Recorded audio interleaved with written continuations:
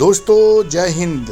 हमारा देश 15 अगस्त 1947 को आज़ाद हुआ और उसी समय आर्थिक आज़ादी की भी बात हुई, लेकिन हमारे देश के नागरिकों को आज तक आर्थिक आज़ादी नहीं मिल सकी है।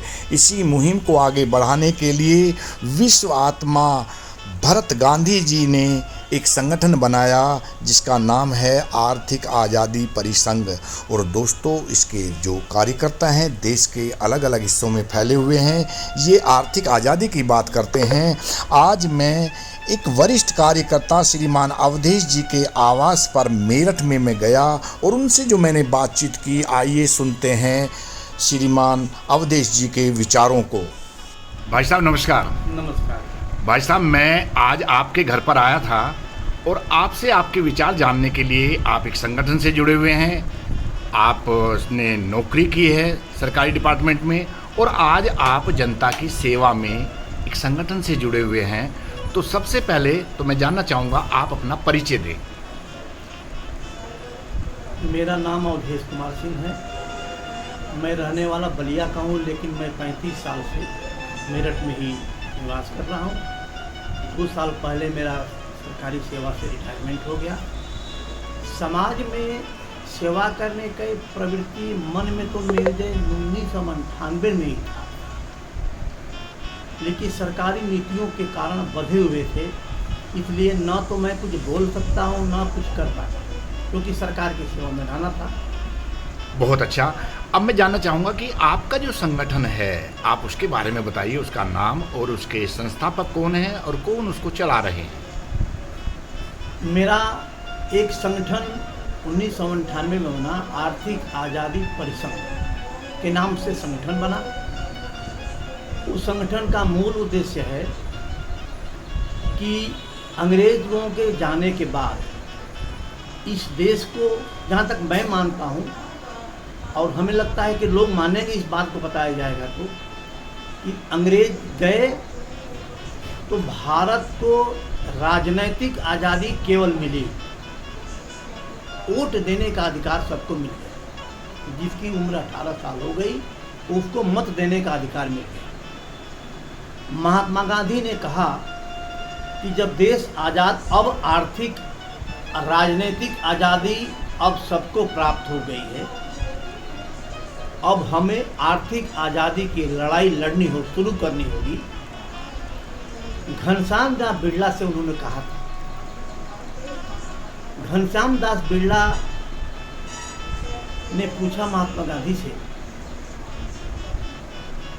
कि बापूजी अपने पैरों में इतना तेल मालिश क्यों करवा रहे हैं।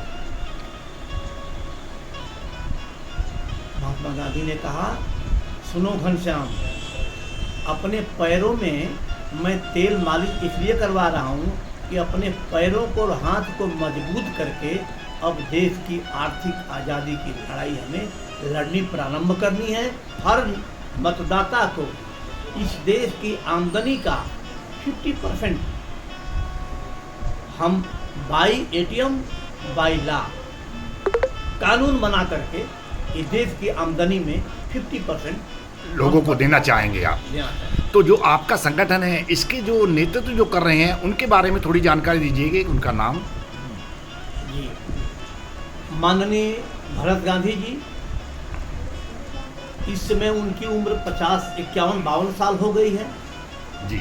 उन्होंने एक अपना मानसिकता बनाई कि हमें 50 साल की उम्र के होने के बाद हम जिस जगह पर रहेंगे, जितनी हमारी सोच रहेगी, उस सोच के हिसाब से मैं अपना नाम बदलूंगा।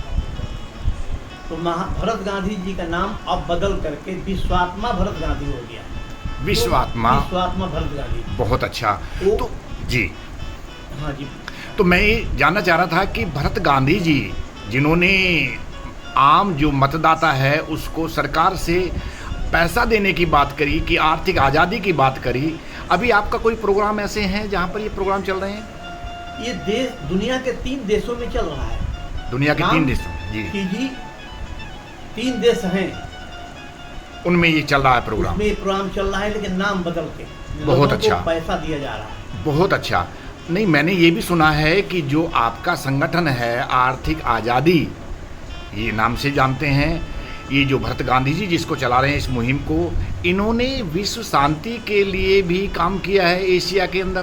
जी, इसके लिए काम कर रहे हैं वो। वर्ल्ड गवर्नमेंट शांति पर हम, गरीबी और शांति 2 विषय पर हम काम कर रहे हैं।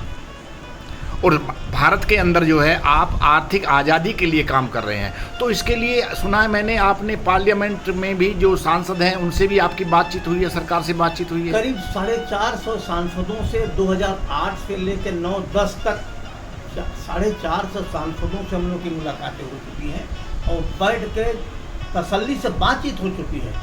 संसद के सांसदों को, माननीय सांसदों को हम लोगों ने समझाया है इस विषय पर।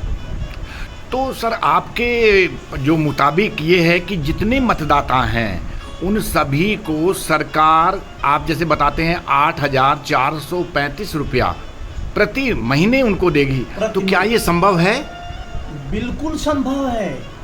हमने संसद में जो बताया है, पार्लियामेंट पटिशन कमेटी में जो हमने याचिका दी हुई है उसमें विधिवत बताया है और ये खुली चुनौती भी दी है कि भारत के अर्थशास्त्री इस पर बात करें। तो क्या सरकार से आप इस मुद्दे पर, यानी कि पैसा कहाँ से आएगा, इस पर बातचीत के लिए तैयार हैं? नहीं पड़ेगा, उन्हें होना पड़ेगा। कारण ये कि हमने इस पर 2011 में सरकार से जब संसद में बात रखी तो जीरा हुआ, बातचीत हुआ, अंडरस्टूड बात, पब्लिक में नहीं हुआ। बहुत अच्छा। अभी मैं आपसे ये जानना चाहूँगा कि आपके जो निकट भविष्य में जो ये प्रोग्राम हो रहे हैं, मुझे आप उनके बारे में थोड़ा बताइए, जो कि 2024 के अभी अगस्त माह चल रहा है, अभी आपका कोई है उसके बारे में? अभी की हालत ये हो रही है, अभी बांग्लादेश का ताज़ा स्थिति है, हम पाकिस्तान से, चाइना से सब सफोकेशन में हैं, सब डरे पड़े हैं। विश्व युद्ध न हो जाए इसके लिए शांति पर हम लोग काम कर रहे हैं। वर्ल्ड की एक सरकार, विश्व की एक सरकार बनाने का पूरा मंसूबा हम लोगों ने बना लिया है, दे भी दिया है। इसके लिए साउथ एशिया पर हम काम कर रहे हैं और 11, 12, 13 तारीख को अभी आने वाली मैं लखनऊ में हम लोग अगस्त में। और इसके बाद में कहीं यहाँ दिल्ली के आसपास कहीं पर है? दिल्ली में इसके बाद अक्टूबर में, जी अक्टूबर में हमारा जनता मंत्र पर धरना है और इसके बाद भी एक मीटिंग करेंगे वहाँ पे। इसकी पहले तैयारी हम 11, 12, 13। भाई साहब, मैंने आपके सारे विचारों को सुना। अंत में मैं आपसे जानना चाहूँगा कि आप जो श्रोता इस वीडियो को देख रहे हैं उनको क्या संदेश देना चाहोगे? आम पब्लिक को मैं अपनी तरफ से, अपने मिशन के तरफ से मैं यही संदेश देना चाहूँगा कि देश की आमदनी में से 50% आम वोटरों को एक कानून बना करके दिया जाए और 50% पे देश अपने देश के विकास में खर्च करे। तो अगर 50% यानी कि आम लोगों को दिया जाएगा तो प्रत्येक मतदाता के हिस्से में लगभग कितना पैसा आएगा साहब? प्रत्येक मतदाता के हिस्से में 2022 के आंकड़ों के हिसाब से 8,435 रुपये प्रति मतदाता को प्रति महीने ये रकम पड़ती है। बहुत अच्छा। आपने बताया कि मतदाताओं को 8,435 रुपया महीने के हिसाब से सरकार दे सकती है और इस पर आप सरकार के साथ बात करने को तैयार हैं और आपने अपने संदेश दिए भी हैं जो आपने बताया। और आप क्या कहना चाहोगे हमारे श्रोताओं को? हम ये चाहेंगे कि आम मतदाता के अधिकार की बात है, आम मतदाता को कम से कम 50% मतदाता इस बात पर सहमत हो जाए, एक हो जाए, तो इस पर कानून बनाने में कोई विलम्ब नहीं होगा।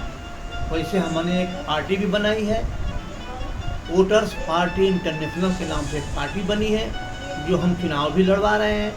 आसाम में करीब 27 लाख हमारे मेंबर भी काम कर रहे हैं और अन्य स्टेट में भी हमारे जहां पॉकेट है वहां काम हो रहा है। यूट्यूब पे चैनल पर सारी बातें इसमें हैं। धीरे धीरे आप लोग इस पर सहमत हुए और हम आप लोगों से यही गुजारिश करूंगा कि अगर हमारा यूट्यूब ये चैनल देख रहे हैं, इसमें आप लोगों के आखिरी वचन और हम दिल्ली में हम जो सम्मेलन करेंगे उसकी सूचना सबको मिलेगी। आप आएंगे तो बड़ी कृपा होगी कि हम इस काम को जितना जल्दी कर लें उतना ही जल्दी अच्छा होगा। बहुत बहुत धन्यवाद साहब। आपने जो बातें रखी, आम जनता के बारे में आपने सोचा या अपनी बातों को रखा, मैं वीडियो के माध्यम से जन जन तक ये बात पहुंचानी चाहूँगा कि जन कल्याण के लिए जो आपकी पार्टी सोच रही है, उन विचारों से मैं समझता हूँ कि अधिकांश लोग सहमत होंगे और ये आप अपने मिशन में कामयाब होंगे। बहुत बहुत धन्यवाद साहब, नमस्कार। दोस्तों, आपने अभी श्रीमान अवधेश सिंह जी के विचारों को सुना, जो आर्थिक आज़ादी परिसंघ के वरिष्ठ कार्यकर्ता हैं। उन्होंने आर्थिक आज़ादी के बारे में अपने विचार आपके समक्ष रखे। इस वीडियो को बनाने का मेरा उद्देश्य यही है कि आप उनके विचारों से अवगत हों और इस वीडियो का प्रचार प्रसार करें। मुझे उम्मीद है कि आपको मेरी ये वीडियो आर्थिक आज़ादी परिसंघ पर जो मैंने बना करके आपको दिखाई, ये वीडियो ज़रूर पसंद आई होगी। तो आपसे अनुरोध है कि आप मेरे चैनल कैप्टन स्नेहा 126 को लाइक, शेयर और सब्सक्राइब ज़रूर करें और इस वीडियो का ज़्यादा से ज़्यादा प्रचार करें। आप सभी का बहुत बहुत धन्यवाद।